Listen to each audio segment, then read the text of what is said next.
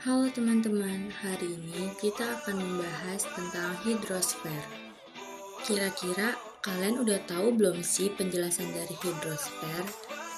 Hidrosfer adalah lapisan air yang ada di permukaan bumi. Pembentukan hidrosfer berasal dari berbagai sumber air yang ada di bumi. Kata hidrosfer berasal dari kata bahasa Inggris, hidro yang berarti air, dan sfer yang berarti bulatan atau lingkup. Selanjutnya, ada fungsi dari hidrosfer. Hidrosfer berperan penting dalam menjaga kehidupan di bumi. Berikut beberapa fungsi utama dari hidrosfer. Pertama, sumber air minum. Yang kedua ada ekosistem akuatik. Yang ketiga ada regulasi iklim. Yang keempat, transportasi. Dan yang terakhir, sumber energi. Siklus hidrosfer. Siklus hidrosfer adalah proses alami yang mengatur pergerakan air di planet bumi. Siklus ini melibatkan sejumlah proses yang terus berulang. Berikut tahapan dalam siklus hidrosfer. Yang pertama, penguapan atau evaporasi.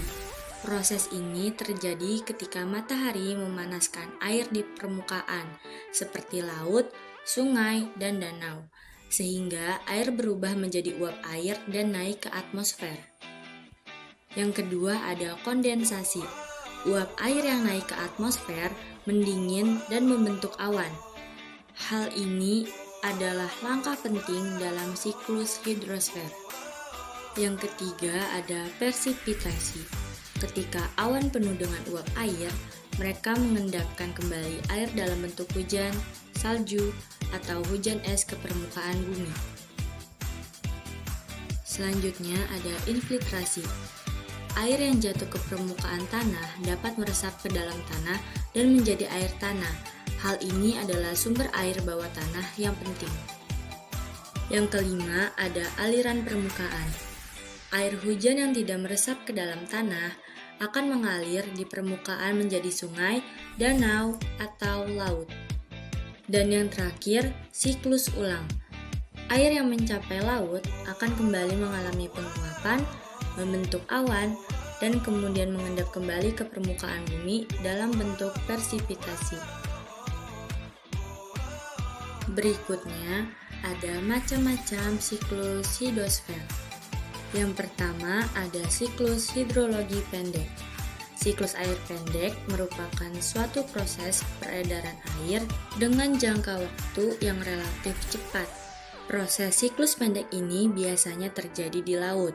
Proses terjadinya siklus pendek ini dikarenakan air laut mengalami evaporasi atau penguapan. Hal tersebut disebabkan oleh sinar matahari. Yang kedua, siklus hidrologi sedang. Siklus hidrologi sedang ini merupakan daur yang terjadi karena air laut mengalami evaporasi atau penguapan menuju atmosfer dalam bentuk uap air dikarenakan oleh panas matahari. Dan yang terakhir ada siklus hidrologi panjang. Siklus hidrologi panjang ini juga dimulai karena adanya penguapan atau evaporasi dari air laut akibat panas atau penyinaran oleh matahari. Cabang hidrosfer menurut ilmuwan. Yang pertama ada hidrologi, ilmu yang mempelajari tentang permukaan bumi dan bagian dalam bumi.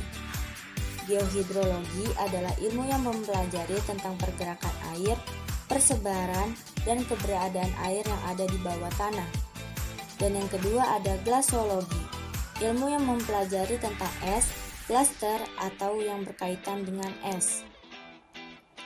Yang ketiga ada limnologi. Limnologi adalah ilmu yang mempelajari tentang danau. Kemudian ada potomologi.